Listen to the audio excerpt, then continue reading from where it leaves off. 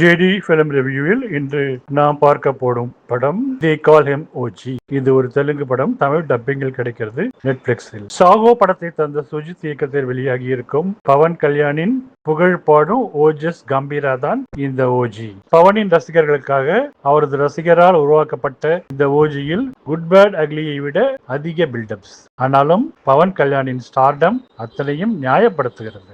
அத்தனை ஸ்டைலாக கத்தி வீசு நடக்கிறார், கணக்கில்லாமல் போட்டு தள்ளுகிறார். பார்வை ஒன்றே போதுமே. ஜப்பான் சாம்பராயாக பயிற்சி பெற்ற கம்பீரா சத்யதாதா பிரகாஷ் ராயுடன் மும்பை போர்ட்டுக்கு வருகிறார். அவரது கோட்டையாக அது உருவாக உதவுகிறார்.